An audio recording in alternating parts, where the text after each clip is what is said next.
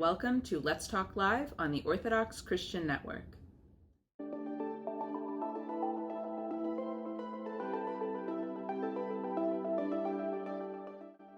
"65% of Americans report viewing some kind of worship or other spiritual content online, which is why in 2021 we offered over 280 programs through MyOCN Community and our online partnerships, reaching over 51,000 people.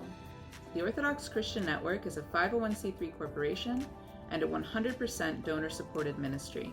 We rely on donors like you to keep these programs free and available, so if you're able, please consider making a contribution today. And as always, please support us through your prayers and by sharing this content with your friends and family. With that, let's get into today's interview.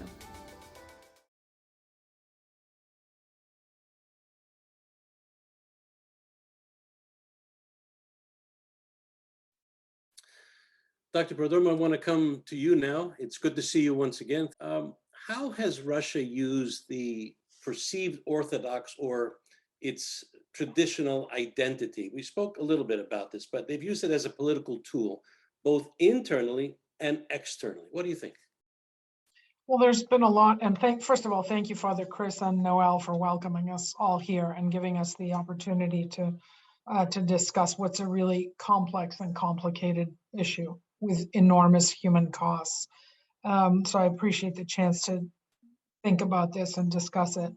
I think to start out in terms of the use of a perceived Orthodox or traditional identity, it's fair to say that by now the term Ruski Mir or Russian world has been in some ways mainstreamed into public conversations in the media and politics.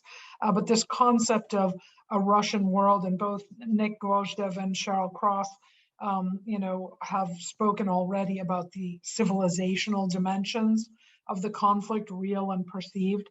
Ruski Mir fits in with that, and it's been the moniker by which both Putin and Moscow Patriarch Kirill have constructed and narrated this conflict, and they've presented it as a conflict about not only about interests, not only about sovereignty, not only about borders, but also about civilization and identity. And orthodoxy, Orthodox Christianity, then figures at the core of this idea of a Russian world, consequently Russia's own spheres of interest and influence.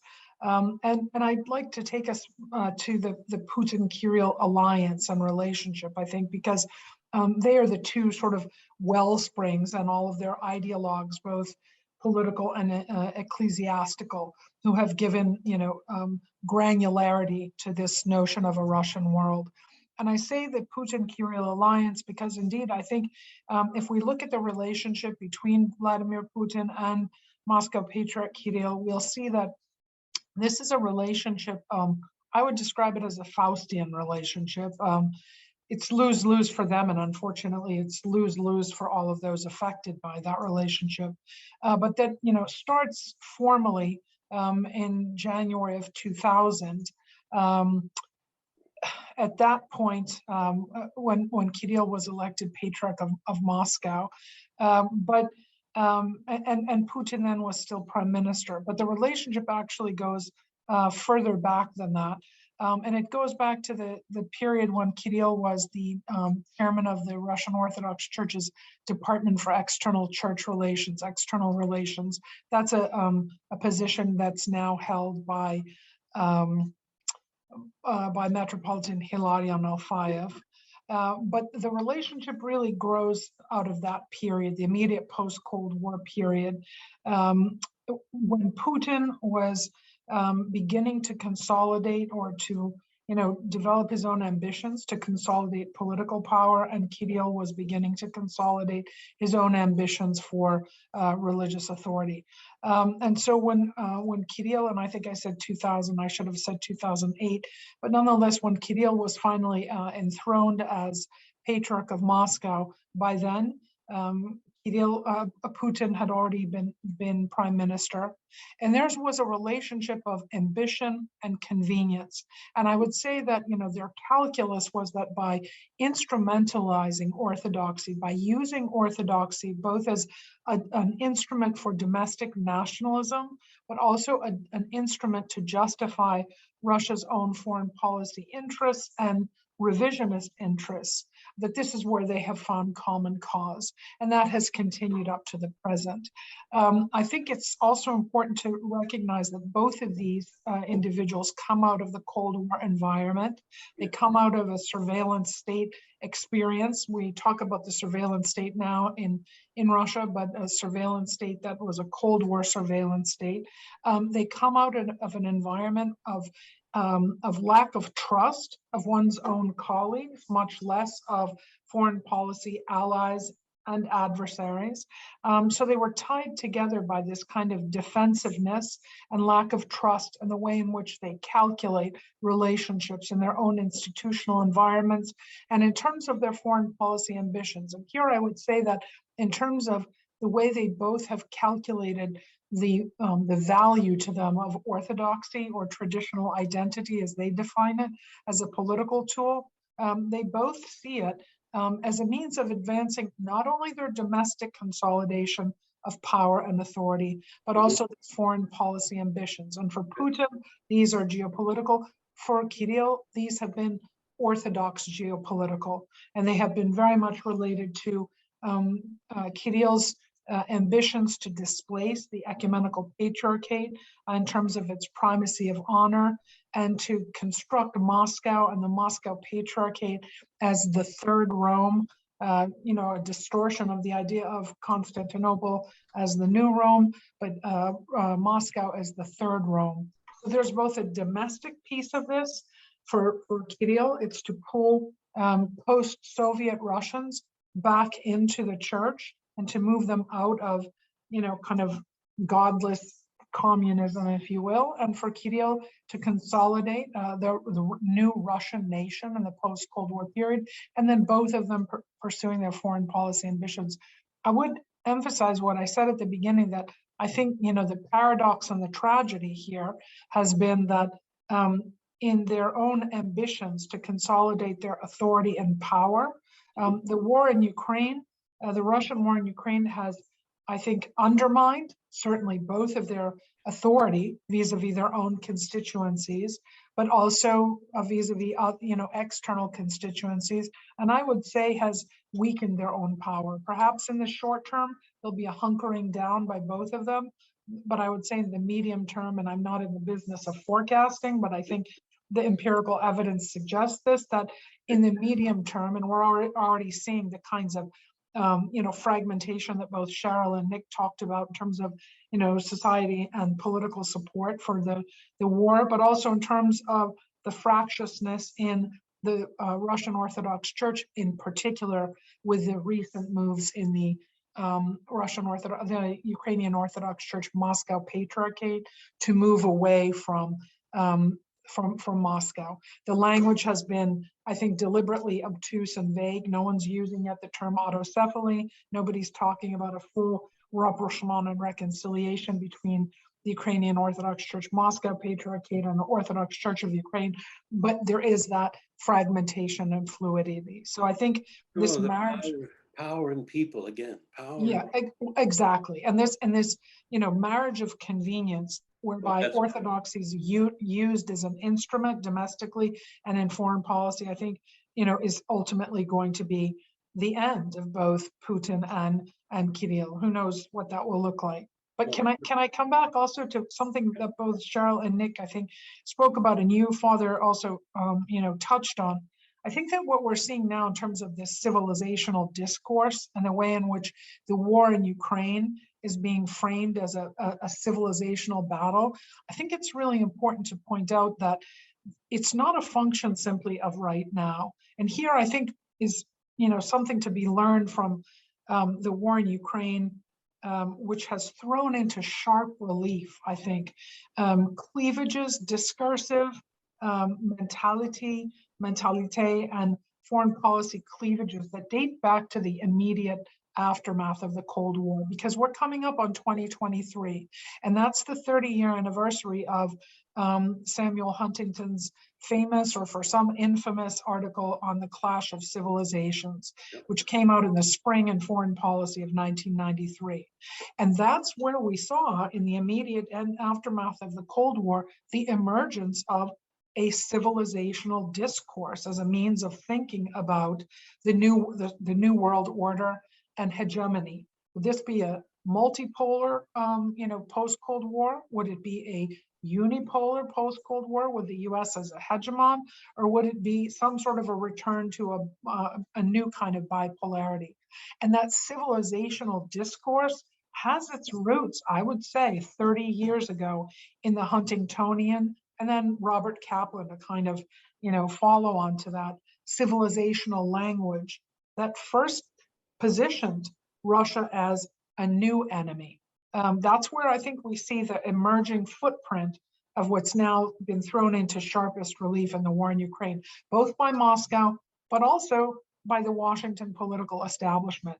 There's, as you pointed out, Father, there's little political consensus in the United States. There's enormous political polarization and social polarization, but where there seems to be consensus is in this view of Russia as the new post-Cold War, new kind of Cold War enemy. And that's articulated in this civilizational discourse that, dates back to 1993. And why do I say that? Because if the West or the transatlantic space utilizes this civilizational discourse, it only enables and gives traction to Eurasianists and civilizationalists inside Russia, who would use the same kind of discourse for their own foreign policy purposes. So I think we really need to pay attention to language and to the longevity of this, discursive trope about civilizations, in which, very importantly, as Huntington foregrounded,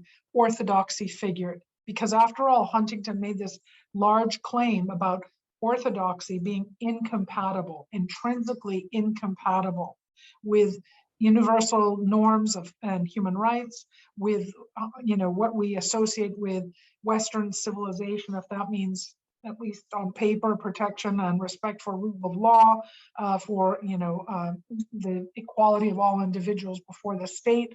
There's a kind of reflexivity that we've seen evolve and escalate, both out of Russia and out of the United States when it comes to the civilizational discourse. And that, I think, unfortunately has produced the kind of tragedy, or contributed to the kind of tragedy that we're seeing in Ukraine now, and the possibility for, the expansion of this war in ways that will be horrific for the entire planet. Okay, let me ask you this. I mean, first of all, probably was a meeting of convenience between the end of the Cold War, the collapsing of communism, the rise of the Russian nation, then the Orthodox Church coming together. So that was sort of a marriage of convenience that I think both the government and the church, at the time being completely crushed during the communist times, worked together to bring about, and we're reaping, the world is reaping the benefits of that now, because the church is not acting separately as a moral code or a moral influence in the world. And that is a very, very difficult thing. And people are seeing that, and they're saying, well, wait a minute. There's no connect here. You preach one thing and you do another. So that's going to create, as you said, in the future, it's going to create some big problems. But let me ask you another question. How can we then, the Westerners, let's say, respond to the objectionable actions on the part of Russia without seeming to reinforce their narrative? Well, if I could answer that, Father, I'd probably be nominated for a Nobel Prize. But I would offer a few things. First of all, I think we need to think about, who are the audiences for this narrative, right? And there is the domestic audience in Russia, and then in the transatlantic space or the Western space, domestic audiences. And I think, as both Nick and Sharyl pointed out, and Nick really emphasized, fact that we have to sort of be skeptical about sort of polling information that we read out of, from Russia. But I think we have to also be somewhat skeptical about what we're hearing about this kind of unified Western front vis-a-vis Russia, because what's clear is that within, both the Russian space and also the transatlantic space, there's a degree of disagreement and fragmentation. So from the Western perspective, what are things that are important to take into account? To consider who are Russia's audiences and allies, and the way in which those countries which are hostile to the kinds of universal human rights and respect for sovereignty and respect for borders, those countries that don't have that. And that's Russia's audience, I think. And there I would underscore, China, Iran, Turkey, a big problem inside NATO, as far as I'm concerned, exactly the same as having Russia inside NATO. We can come back to that. China, Iran, Turkey, Saudi Arabia, India, and other disruptors, or those who try to play both sides of the international order,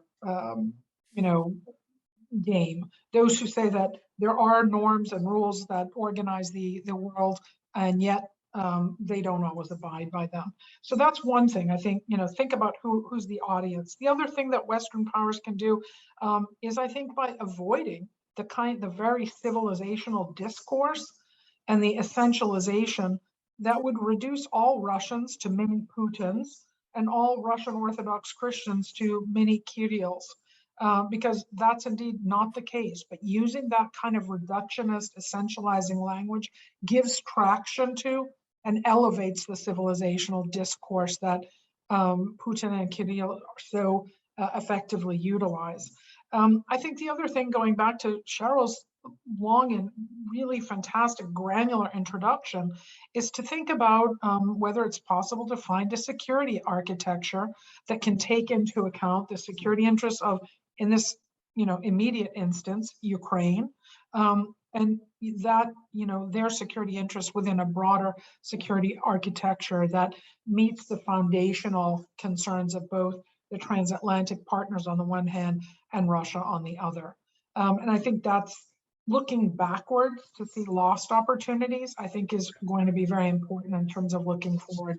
The other thing I think that's really important is, again, to look at the way in which the value side of the Russian narrative, because Moscow, whether it's the Kremlin or whether it's the Moscow Patriarchate, has narrated what's going on in Ukraine as as norms protagonists or norms entrepreneurs. They've said, we're the institutions, state and religious institutions, that are standing against the ugly materialism, the atomization of Western society, the fixation on materialism overall. And they use the pandemic. Sharyl touched on the pandemic. They use the responses to the pandemic, and the politicization of the pandemic to do that, to advance their kind of norms protagonist narrative.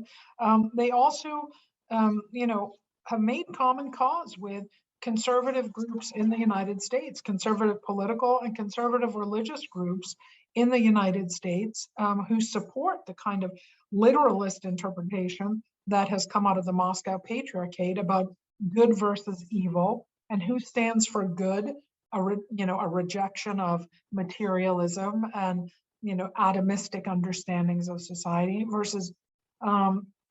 versus evil, those who advance that. And here I think we don't give enough attention to the importance of economics and what's happening in the world, and as a consequence also of the sanctions regime. I think that the hegemony of kind of neoliberal economic ideology is used as a cudgel by Russia, but with its other audiences and allies, to say that this is what the West stands for. The West stands for a kind of Darwinian approach to economics, and if you can't pull yourselves up by your bootstraps, that's your problem. But that's the way of the world. And so I think we need to focus on economics and the consequences that are already emerging of the sanctions regime, which are beginning to really bite in terms of food insecurity in countries that can ill afford any more food insecurity, but also in terms of high energy costs. And so paying attention to the economic consequences of the sanction regime and whether sanctions really are going to be effective in producing either a rollback of the Russian military or some sort of a quick ceasefire. And I'll leave it on this, Father, I think paying attention also to what's happening in terms of the United Nations. The Western Transatlantic Alliance needs to look at the votes in the United Nations. First back in March and April, and most recently March and April, sorry, and then again here in April on economic sanctions. Look at the large number of abstentions in terms of voting for the sanctions regime, but also more recently in April when there was a vote in the UN to suspend Russia from the Human Rights Council. And there are a lot of problems with the Human Rights Council. Most important one of which is that many of the countries that are on that council are some of the worst violators of human rights around the world, but that includes Russia. So the vote to suspend Russia from the Human Rights Council, again, look at the large number of abstentions on that vote, and you'll see that countries take into account their own interests, and that for the Transatlantic Alliance to recognize that there are a lot of calculations here that the West needs to take into account thinking about the behavior vis-a-vis Russia. And there I would say, and this is where I'll close on this, what else can the West do? The West can engage in its own constructive criticism and reflection, because the inconsistencies and the contradictions in transatlantic behavior, and in particular the US, which, let's face it, it's the US that has moved, is really moving most of this forward when it comes to transatlantic action. Take into account inconsistencies like the 1999 bombing in Serbia, US bombing in Serbia, or the US invasion of Iraq in 2003, or the US negotiations with the Taliban under the previous administration, and then the withdrawal of the United States under this administration from Afghanistan and leaving the Taliban to control Afghanistan. Those are inconsistencies that make it very difficult for the Transatlantic Alliance to stand as a norms protagonist vis-a-vis Russia, and to stand for the kinds of interests, respect for sovereignty, the inviolability of borders that produce the outcome in Ukraine. So, some mature self-reflection is important. It's intelligent because it takes also away the ammunition, discursive and otherwise, from those like Russia who would reject that kind of rules-based international order. You're making a very good point. It's hard for the United States and the UN and the other entities that are available, that when they make these decisions and there's an inconsistency, people say, well, wait a minute, how are we supposed to go forward? Again, it's power over people. And that is so, so dangerous. I mean, as Orthodox Christians around the world who have a claim to spirituality and the tradition of the church, combating a narrative that Russia's policies represent a triumph of Christian or conservative values. How do we push back on that, Elizabeth? Father, I want to come back to the power over people. I think it's important for us to, sort of recognize that we have our own agency as individual people, as individual persons. And that also, I think, brings us to the issue of humility. I mean, I don't think there's anyone on this screen who can, we all are appalled by what's happening with the war in Ukraine. How can we change things? At least from my perspective, we can only make change in our own small space. And that requires then, as Orthodox Christians, that we do hold ourselves accountable. I think, with regard to the instrumentalization, the ugly instrumentalization of Orthodoxy by the Moscow Patriarchate for purposes of nationalism at home and revisionism abroad, we need to, call that out. We need to reject that. We need to critique that. we need to stop short, at least from my perspective, however, of again responding with the playbook from the Moscow Patriarchate, which would be to respond with vengefulness and to respond with the kind of judgmentalism. We can condemn and judge, violence, but I don't think we can hypothesize about people's own particular spirituality. I certainly have my own views about, what I'm seeing, from Putin and Kirill, but I think it's important that we take a step back from that and, from an ecclesiological and ecclesiastical perspective, that we focus on, reconciliation and rather than revenge, because a kind of condemnation and revenge is only going to advance the institutional fragmentation and destruction that has been wrought by Moscow's own behaviors. And I was, recently speaking with a friend who was in Istanbul recently and was at a liturgy by, over which His Holiness Ecumenical Patriarch presided. And that friend was saying it was just incredible to hear in the commemoration that His Holiness commemorated Patriarch Kirill. And I mention that because it speaks to the kind of forgiveness and fullness approach as opposed to the vengeance and rupture approach that has been adopted by the Moscow Patriarchate. Now, some might say, oh, these are just, utopian ideals. But after all, if we are speaking about Orthodox Christianity, that's really about our ecclesiology and our theology. I think here in the US in particular, we have to be very careful not to allow the ugliness of the war and the geopolitics of the war to infect our own relations as Orthodox Christians.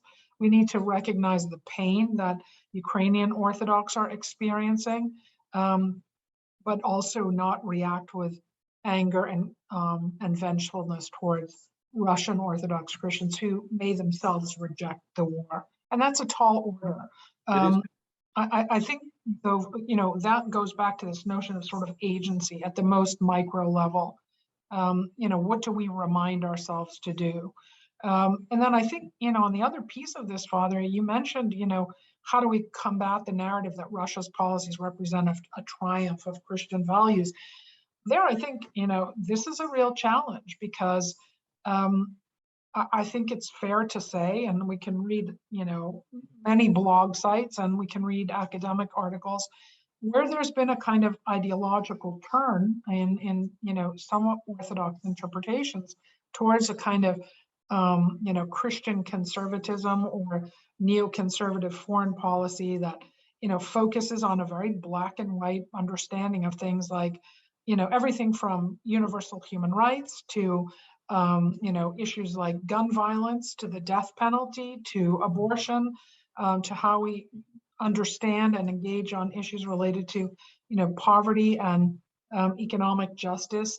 I think it's really important that, we do a lot of self-examination and not allow politics to infect our theology. Mhm. And that, alas, I think has and is happening. And we've seen it, I think, most sadly in terms of the pandemic, but we're now seeing it in terms of the war. So there's a lot of, I would say, introspection that's important in order for us to understand that the tragedy of our fallenness makes for what the church fathers and mothers, because we always leave out the mothers, the church fathers and mothers, described as the tragedy of our fallenness that makes for these irreconcilable realities. And that's why we have economia, and that's why we have medania and repentance. Beautiful. Yeah, very good. Well, we do live in the end times, as we know, right?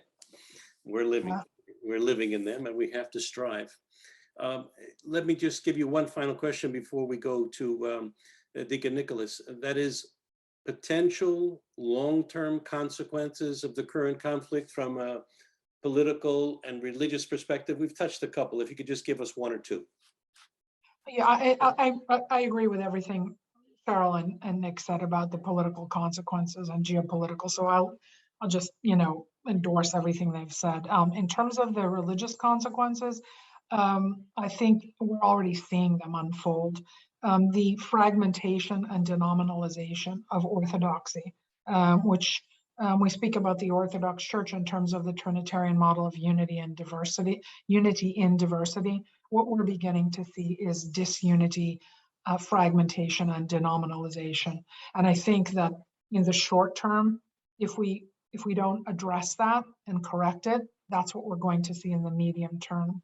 And we've seen it, I think, most obviously then in the Moscow Patriarchate's use of orthodoxy and Orthodox geopolitics to try to, I would say, attack the ecumenical patriarchate. But also in terms of the geopolitics of orthodoxy with regard to establishing the exarchate in Africa, which was framed specifically within the context of the Patriarchate of Alexandria's recognition of Ukrainian autocephaly, the language coming out of Moscow, the Moscow Patriarchate about potentially doing the same in Greece, potentially doing the same in Cyprus, maybe doing the same in the Holy Land and in Turkey. This is the church playing secular geopolitics. And the same kind of ugly outcomes that we see there, I think we're beginning to see in terms of the breaking and the fragmentation in the church. So what could we do about that? I think, again, this mentality of reconciliation rather than revenge, and also an approach that supports, for example, a potential synaxis of the primates who can gather to discuss what's happening, the importance of councils at the local level that as much as possible are pan-Orthodox, and also at the very local level, at the parish level, do exactly what you all do so beautifully here at OCN, which is to provide people the opportunity to hear different voices from different disciplinary and professional spaces so that we make decisions as an Orthodox church with the best information at hand. Deacon Nikolas, it's your turn on this conversation today. Let me ask you, how has the recent invasion of Ukraine affected Orthodox churches in Ukraine, specifically in the light of Patriarch Kirill's support for the invasion and the tensions between the Ukrainian Autocephalous Church and the Moscow Patriarchy? Well, first of all, let me thank you for including me on this program, on this august and esteemed panel. I've already learned a great deal and will try to do my best not to repeat things that have been said already. I think that we need to establish a framework of a timeline of the way that things have changed. So obviously, there's a laser focus on Russia's invasion of Ukraine as causing potentially seismic shifts in global inter-Orthodox relations and also in the situation of the Orthodox churches in Ukraine. But I think this is just a very important an event that is having an impact on relations among the Orthodox in Ukraine, but one that is not the first. It is one in a series of events that has already taken place.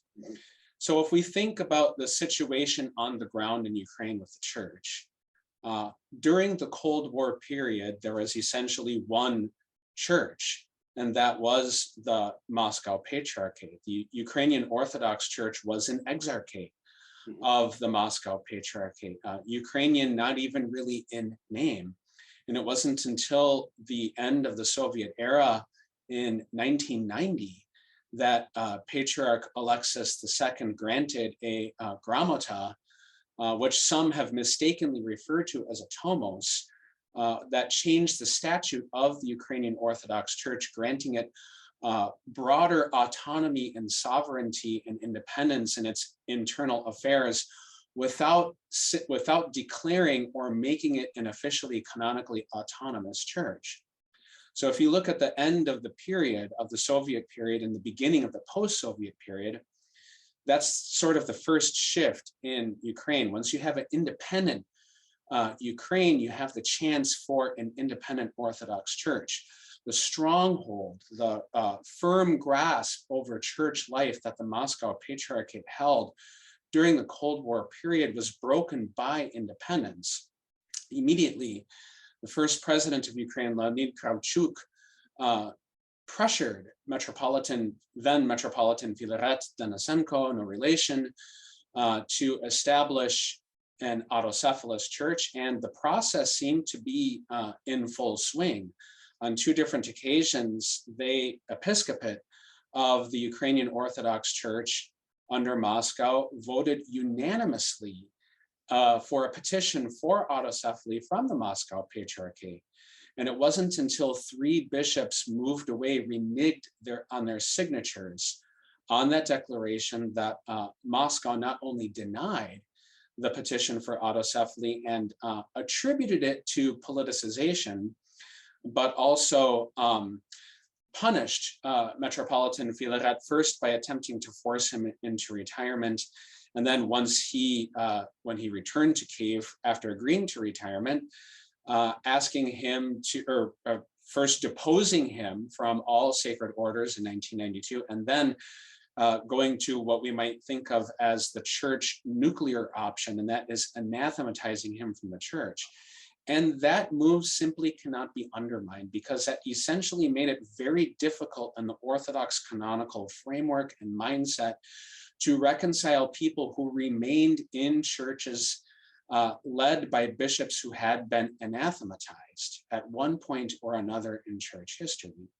So that's kind of the first event. And what you have is a political situation in Ukraine in the post-Soviet period that was conducive to permitting autocephalous bodies to be able to grow, despite the stigma of canonical illegitimacy, of delegitimacy altogether. And the reason that this becomes important is that over a very gradual process of time, while the Moscow Patriarchate in Ukraine remains the most influential and dominant Orthodox institution, it is not the only one. And in that time, the Kyiv Patriarchate began to slowly, but yet clearly, gain the trust of some Orthodox people, and especially in the Western and Central regions of Ukraine.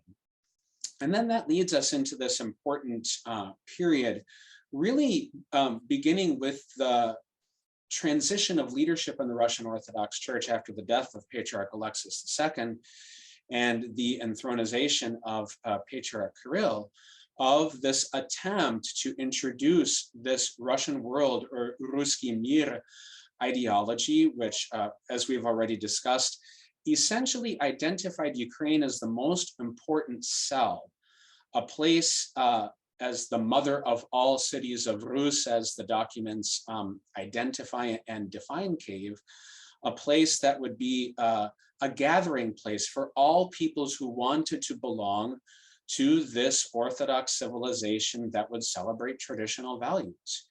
And this is important because this process in Ukraine really began with the appointment of Patriarch Kirill.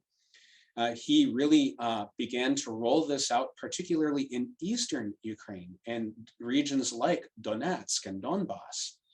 And for the most part, the Russian World Initiative from the very beginning was resisted in Ukraine, even within the Moscow Patriarchate, which is not to say that it didn't establish some foothold, but it was resisted from the very beginning. And then we have the second, or the next in the series of events, which was, of course, the Maidan Revolution of Dignity, the annexation of Crimea, and the war in Donbass. And I consider this to be the official change in the status quo, where you go from a rejection of the idea of the Russian world to complete and total resistance, calls for autocephaly, calls for dialogue. And that really put the Ukrainian Orthodox Church and the Moscow Patriarchate in a difficult position, because it truly did encompass and embrace people who may have had sympathies either with the Russian Federation, or in particular were distrustful of the government in Kyiv and didn't want to break their longstanding ties with the Russian Orthodox Church in pursuit of autocephaly. And probably the most important marker of that is that to this day, unless the statute changes, in the Ukrainian Orthodox Church, which has been under Moscow up until this point, The Eparchy of Crimea is still part of the Ukrainian church, even though at the official level in Crimea today, their bishops are fully invested in and supportive of the Russian so-called special military operation in Ukraine. So the leadership was in a really difficult position of trying to hold together a very diverse body of people. And then once Constantinople created and legitimized an Autocephalous Church of Ukraine that was truly Ukrainian, Ukrainian because they used the Ukrainian language in their liturgy. Right. And that's a big difference between the Ukrainian Orthodox Church under Moscow and the Ukrainian the Orthodox Church of Ukraine, is the use, what language is used for the official liturgy. When that happened, that sort of added yet another element. It increased the tensions between those two churches up until the year 2014, even despite a long history of alienation and bitterness. They had engaged in official dialogue. That dialogue was broken by 2014. And by 2018 and 19, the leaders of the Ukrainian church under Moscow wanted to have absolutely nothing to do with Constantinople, with the Orthodox Church of Ukraine, and with the leaders of the Ukrainian government, in particular, former President Petro Poroshenko, which is why the leaders of the Church of the Ukrainian Church under Moscow were somewhat, at least cautiously enthusiastic when Zelensky won the election. Now, of course, that brings us to the war and its impact on the situation of the church in Ukraine. And there is so much hasty commentary on trying to make an assessment of what this recent meeting that took place in Kyiv of the Ukrainian Orthodox Church that was under Moscow means. We don't really know what it means yet. This is only the beginning of what could be any number of possible directions that this church may take. I think it would be irresponsible for a scholar to say that this means autocephaly. They didn't use the word autocephaly. In fact, they used words. Right. These words that they used were created to address the Ukrainian people, to show the Ukrainian people that they had a meeting, that they were independent, that they were not in agreement with Patriarch Kirill, but did not sever communion with him, and that they were going to change the statute. The words, the canonical words of autonomy and autocephaly are deliberately excluded from the language of the meeting, and the meeting was not a council or a sobor, but the Ukrainian word that they used was zibranya, which means a gathering or a meeting. So this is all very carefully constructed. Well, and I just want to take a second to touch upon. That's a good clarification, because those words are out there. Autocephaly, autonomy are floating everywhere, and you pitched it very well. Go ahead, I'm sorry. What I think is happening is that they're in a liminal status. It gives them the freedom to try to garner the support of the rest of the Orthodox world to make a more firm step in the direction of autocephaly. And I think that the document that they published indicates at least an initial acknowledgement that they are going to have to deal with, negotiate, and at least live alongside the Orthodox Church of Ukraine. The period of simply refusing to engage in dialogue, I think that that's one thing that the war has probably changed.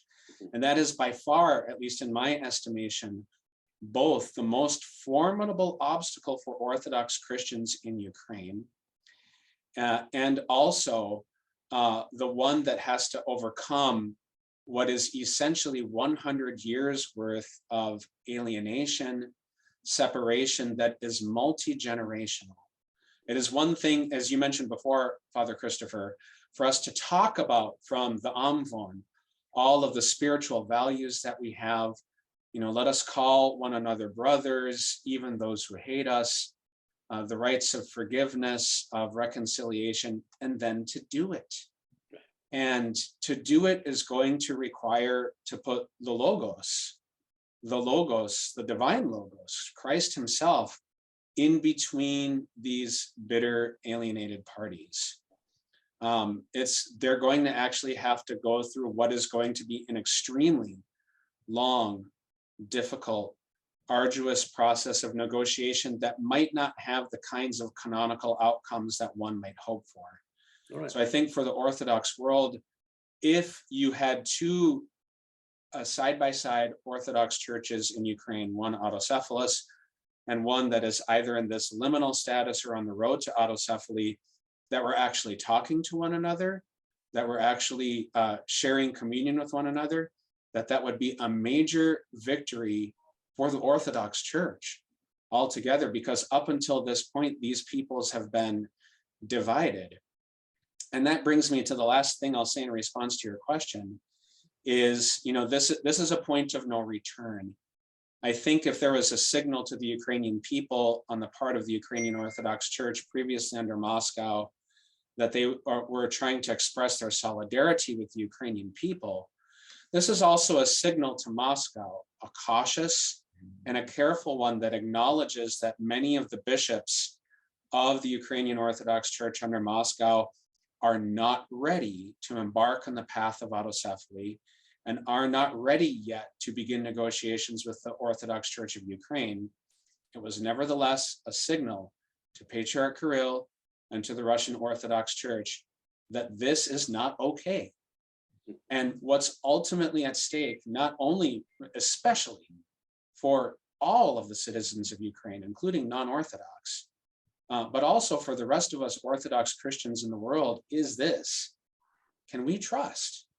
Can we trust our church leaders to lead us in the correct direction? That's a big issue. And if they fail, if they are not able to steer us in the right direction in terms of stakeholder, in terms of the implications, will people go elsewhere?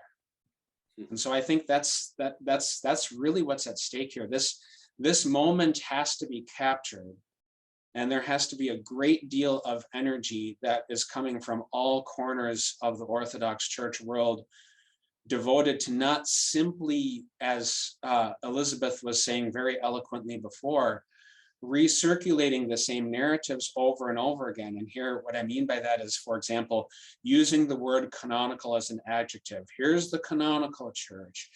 Here's the uncanonical church. Yep. But to put that aside, to adopt, at least for the time being, and really for a long period of time, a do no harm motto and strategy, and to meet the Ukrainians where they are. We've talked a lot about Moscow, Washington, and Constantinople. We need to talk a lot more about Kyiv and Lviv and Kharkiv and Mykolaiv and Odessa, and to really get to know these people.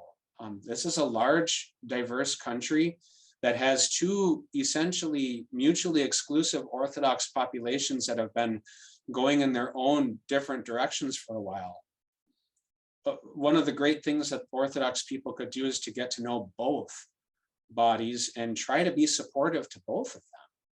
Good points. Very, very good points. And you unpacked a lot of information there, Holy Deacon, and I thank you for doing that. I've got one more question for you. How do you feel that we as Orthodox Christians can respond to this? I mean, you've hit a lot of points and we can't go into every single one of them, but as Orthodox Christians, how can we come to a better understanding and actually respond to do something positive? Yes, that's an excellent question. I think we need to open our minds and hearts and to try to learn. This is especially with so much competing information in the global media conglomerate. This is an opportunity for Orthodox Christians to really learn the unique history, the trajectory, identity, traditions, rituals, practices, approaches of Ukrainians. There's a whole field of Ukrainian studies that's out there. And on that, I would note that we should not simply undermine the Ukrainian Greco-Catholic Church. It is a very important body that has exercised leadership, really establishes strong leadership and education in Ukraine, and not simply dismiss them as unions. They're important. They have people's ear. If you look at the popularity index Patriarch Kirill is very low on the popularity index of Ukraine and was before the invasion. For Ukrainian Catholics, they consider Sviatoslav Shevchuk to be their patriarch. And this is a moment to come to know, to listen, to learn. And that's the first thing. And second thing I would say, obviously we need to pray. But in addition to that, there are things that laity can do. Certainly they need to support any initiatives that the bishops want to adopt. They need to be in conversation with the bishops and doing what can be done to resolve the situation, to bring people to the table of dialogue and to share prayer together. But I also think that laity need to understand that this is an opportunity to do grassroots thing. If there isn't unity here, make it. Make unity. If the church is not being gathered in all of its diversity, gather it. Don't wait to ask for a blessing. Gather the church, talk, pray, and hopefully then the leaders will come and join if they don't want to convoke such meetings. Educate oneself. Get in a situation where you are able to educate others. But I think most importantly for the laity is to really adopt this do no harm approach. And this is why it's important. For example, if we had a citizen of Ukraine here, there would be bristling at referring to this as a Russian-Ukrainian conflict. And I understand that this is a nuanced, complex issue that has a very sophisticated post-Cold War history. But for many Ukrainians, this is an invasion. This is a defensive posture. And when we adopt a do no harm strategy and approach, we have to avoid circulating things that perhaps we took for granted before. And that would mean, for example, saying that, well, this group is better than the other group because they're the canonical church. Or even to say that, well, we should only be praying for Metropolitan Onufri and his church. I would ask all listeners really to pray for all of the citizens of Ukraine, right, to honor the human dignity that's endowed in each person that's being affected by this. And that actually, Father Christopher, and I'll end here, echoes what you said, the scale of degrees of this humanitarian catastrophe. Let's think today about Ukrainian mothers and the challenges that they face on not knowing if their husbands and sons are going to come home from the war, and in many cases daughters, but in many instances being displaced and put in places without money, access to work, education, dignified living conditions, and having to raise families. Yeah. This is a really important moment. We need to step up. We have an opportunity. We are being called. We need to step up. Very good. Thank you. Thank you very much for that. Before I go to each of you for some final comments, I'd like you, if you know of any information, websites, what have you, that we can send our listeners and viewers to keep up to date with what is happening. Our partner ATR, which is in Kyiv, will be producing this, as we said before, this program and all of our programs going forward in Ukrainian. They will put subtitles at the bottom of each of those. And we thank our supporters and our partner ATR in Kyiv for doing such. It is not owned by an Orthodox Christian. It's owned by a Muslim. And he is willing to share the good word because, as you said, good deacon, we have to listen more and speak less. You know why? Because God knew what he was doing. He gave us 2 ears and 1 mouth, which means we should shut this and listen more. Listen to people. Open up our hearts so that we can understand what's really going on, and then take positive steps to help people. Again, we have to swing the pendulum. It's not power over people. It's got to be people empowered together, working together as a synergy to bring the goodness of the earth and the gospel, the Logos.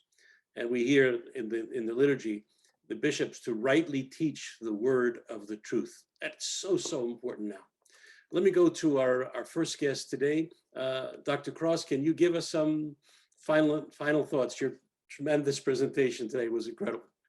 Well, I'd just like to thank my colleagues here and you, Father Christopher, for bringing the group together, for the questions. I thought it was a fascinating and very important panel, and I learned a lot from everything that was said. What can I say in conclusion? A final points with respect to issues that Elizabeth raised and Nick raised. I think it's important when we have to understand across the international community the significance of the conflict in Ukraine, not only for the nation, for the region, and for the global community. It's a critical turning point that will have enormous consequences for the future. And the risks are great. The costs have been tremendous so far, and the potential for continued loss of life and devastation are very serious and should be an issue of concern for all of us. So I think placing a priority on really trying to find peaceful settlement, a way that things could be worked out to avoid further loss of life or further catastrophic escalation of the conflict has to be the first priority for all of us that are thinking about the society and the future. Here, it's very interesting that Elizabeth talked about the West and then the sort of the rest.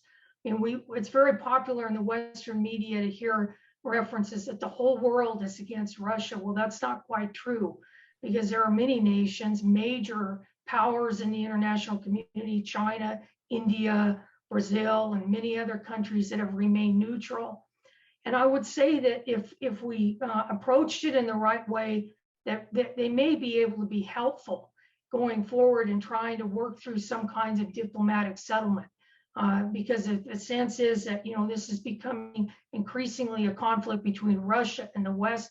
So why not? And in some ways, it's a great opportunity for countries like China and India to be able to step up and help in terms of conflict resolution. If they really, particularly China wants to be a leader in the international community. First, so far they've sort of stood on the sidelines very carefully, but there may be some potential there. Again, I'm talking about exploring all possibilities for trying to move forward. I think there's an important role for retrospective analysis here, looking back in the past. Is there something we could have done different? Is there a way that this could have been avoided? And that might give us some guidance on a possible course for the future, a way forward in the conflict. I think it's very important, as has been suggested by my colleagues at all levels, to continue to maintain dialogue and to encourage discussion. I don't think, for example, that the initiative should be coming from Western countries to shut down all communication and collaboration with Russian universities, for example. Should we be punishing artists and musicians in this conflict? To me, that doesn't seem like it would be productive over the long term in any respect. And I've even heard suggestions from colleagues, not at my own institution, but at other universities, that they should just simply cancel courses in Russian literature. I mean, this is moving beyond and getting into the kind of area that I think is not going to be constructive in any way. Okay.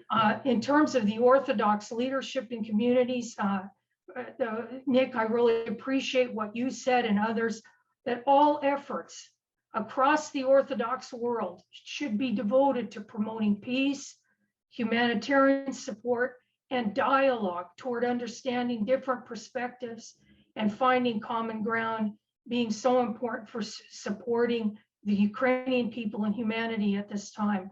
And I certainly think that kind of approach is most consistent with the fundamental teachings of Jesus Christ and the best way to think about moving forward in our world community. So with that, thank you very much for the opportunity. And I think this is a very important initiative, Father Christopher, and I hope that it continues. Thank you, Doctor. Thank you. Let's go to Dr. Nikolas Gvosdev. Some final comments.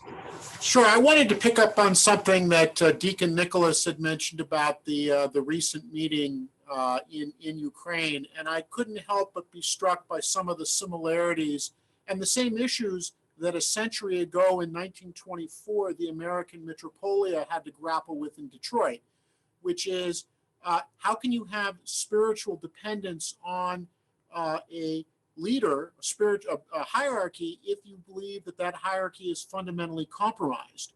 And the American Metropolia, also as the Ukrainian Orthodox Church, is grappling with avoiding questions of autonomy and autocephaly, but really, that question of how can you be in spiritual communion with a patriarch in a country which has invaded you?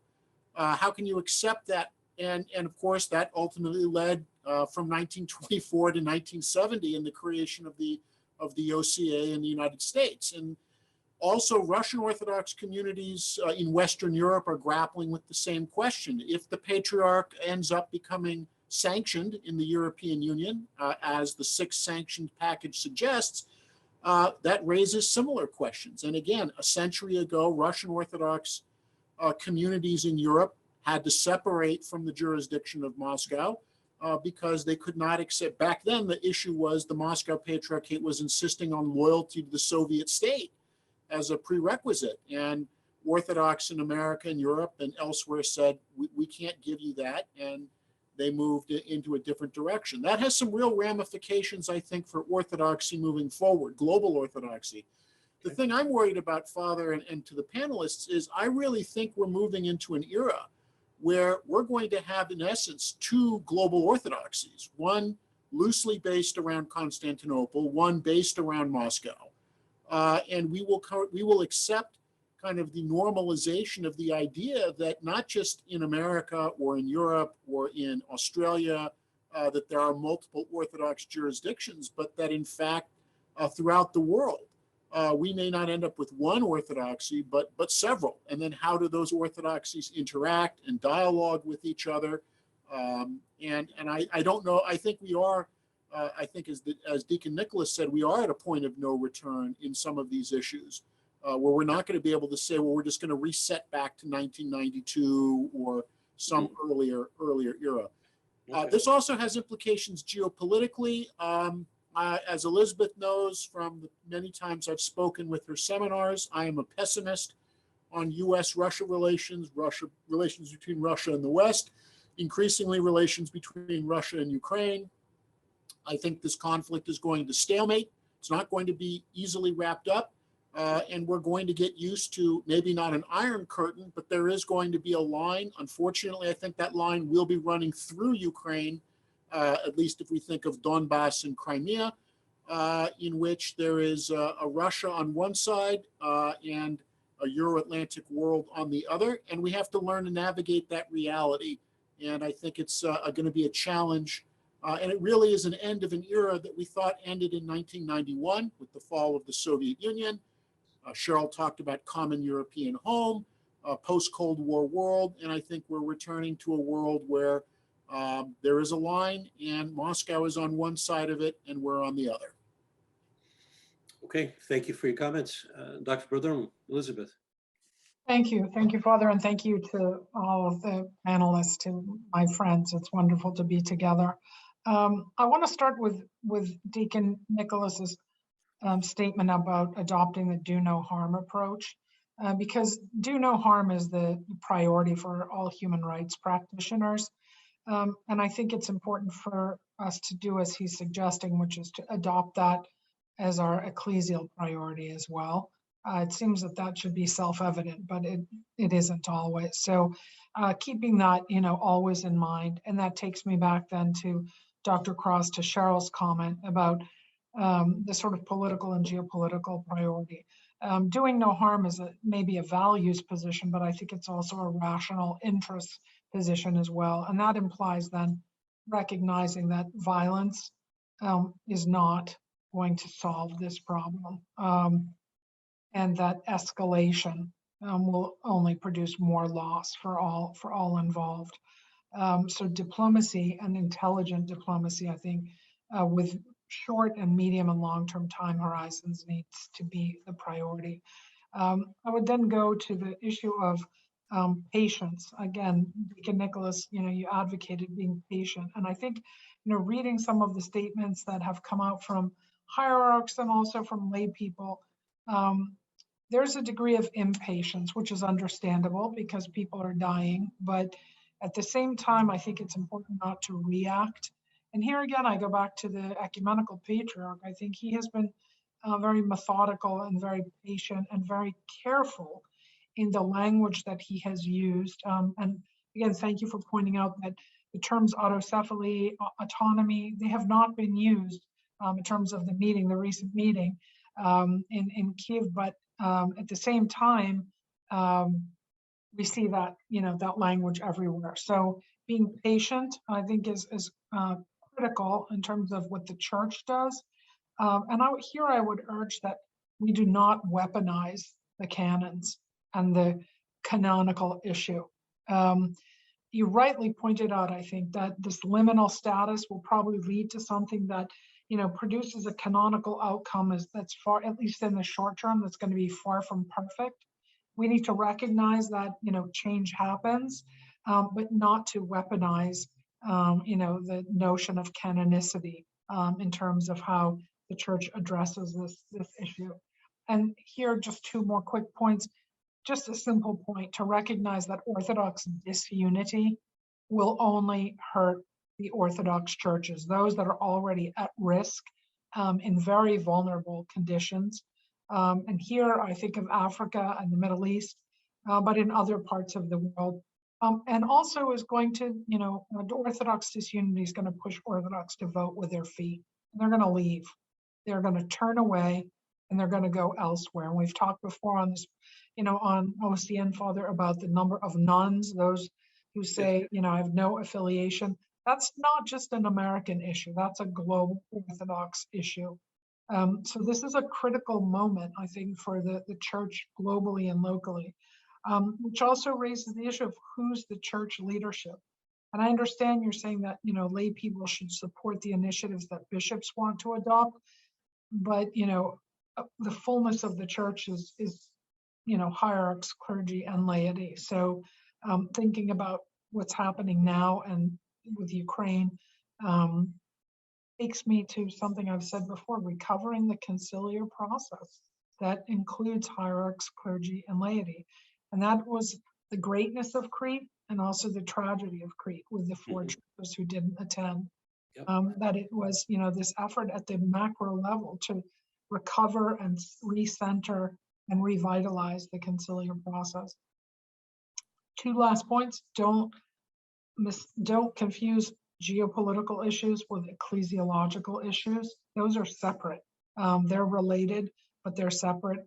And finally, just, don't be indifferent. The ugliness of what we're seeing in terms of the present moment in Ukraine and all of the lead up to that, ecclesiological and geopolitical, I would say, I'll speak for myself, but I would urge that we all think about it. I would say that, there's a degree of indifference oftentimes amongst Orthodox about what's happening in their fellow Orthodox churches. The indifference to the suffering of those churches in Africa or to the martyrdom of the churches in the greater Middle East. This is a moment that calls us to all wake up from our indifference when it comes to our being part of a global Orthodox church and helping those who need help, and also to wake up in terms of how we see the church and its response to the just profound human need around the world. And if we do truly believe in the church's transfigurative mission, to take it seriously. And I guess I say that because we're now entering festival period, which on the one hand is great if you like good food, but on the other hand is just a reminder that, we're not a church of festivals and food. We're supposed to be the church, of Jesus Christ, which is a lot more than the good food that we eat. Absolutely. And that means going beyond our indifference when it comes to our responsibility to all of those around us. Very good. Thank you, Elizabeth. I appreciate your comments. Deacon Nicholas, we'll close with your comments. Thank you very much, Father Christopher, and thank you to Elizabeth, Sharyl, and Nikolas for really excellent conversation today. Lots to build upon. I want to build upon, and in the spirit of building upon something that Elizabeth just mentioned, that the nuns and the duns are not limited to North America. We need to keep in mind that this is occurring at the same time that we're still in a global pandemic. And I know that that's been mentioned here, but that's had such an epic impact on the entire religious world and the way that we do life. Here we are in this virtual platform having this conversation. And one of the things that this has done is created a new category of people called ums, people who really aren't sure about where they stand with church, having been separated from church. Do they want to completely plug in? They're on the fence, they're on the periphery. And you know, there have always been people on the periphery, but I think that the pandemic has pushed a lot more people to the periphery. And so that actually raises the stakes even more if that was possible for this moment. In terms of how we might respond, let's begin with some brutal self-honesty. Let's examine our consciences. And so we have two things happening. On the one hand, we're seeing epic humanitarian failure playing out before us in Ukraine, but also outside of Ukraine on the heels of Afghanistan and what's happening in Ethiopia and Syria and elsewhere. Obviously, our focus here is on Ukraine. And on the one hand, we have a humanitarian crisis that desperately needs amelioration. On the other hand, we know that history teaches us that it is possible to rebuild, to build anew, to breathe new life. And even though today is the Feast of the Ascension, happy feast, everyone, we might remember as we were beginning to celebrate Pascha, the reading that we had from Ezekiel chapter 37, where God takes the dead bones of the people of Israel and recreates, raises into a new community. And that's the opportunity that we need to grasp here. And it's not only scriptural, of course, scriptural is our first source, but it's also practical. It is possible to rebuild. And if we are going to rebuild, certainly the focus will be on things like a Marshall Plan for Ukraine. We've probably heard this circulating in various roundtables, and Ukraine needs to be rebuilt with security architecture and all of the things that we've mentioned before. New relations among Christians, a healthy respect and veneration for religious pluralism in a country that is quite religiously plural. But this is also a time to, in the spirit of brutal self-honesty, to consider the rebuilding of the Russian Orthodox Church. As Elizabeth said, we can't be indifferent to the Russian Orthodox Church. This is not an attempt to just take the Russian Orthodox Church and condemn it en masse. This is part of the body of Christ. We have to consider how this situation is going to lead to the revitalization of the church in Russia, to the revitalization of the church in North America, to how we understand ourselves as citizens of the United States of America. Because one of the things that we've disclosed and discussed here is that Washington has a role to play here. And maybe Washington needs to re-examine the role that it plays very much in the ways that you have described here today. And I guess I'll end my little brief statement here with, this is a time to be bold. We need parousia, boldness. We need that gift that comes from God, the boldness that gives Christian people the courage to cross the road into dangerous, unsafe, unfamiliar places, and to be the Good Samaritan, and to have the confidence that God will be with us if we are willing to cross that road. So thank you again. Thank you very much. A special thank you to all of our guests. We want to thank again our partner in Kyiv, ATR, and we want to thank all of you We are praying for you, praying for the people not only of this country, but of all countries throughout the world. We spoke about a quiver, using arrows, using the cannons. Possibly that could be dangerous because I don't know if any of us could stand against all of the cannons that have been promulgated. But the biggest cannon that we have is one given to us by Christ himself, that we love one another. So if you're going to pull out an arrow, make sure it's an arrow of love, and let's listen more and talk less. Let's learn about other people, who they are, and please, please pray for the end to this conflict, not only in Ukraine, but conflicts throughout the world. Thank you once again. Thank you for joining us today. You can find all of our upcoming events at myocn.net, in addition to daily articles, live worship links, and other resources. We hope you'll join us again, and until then, thank you.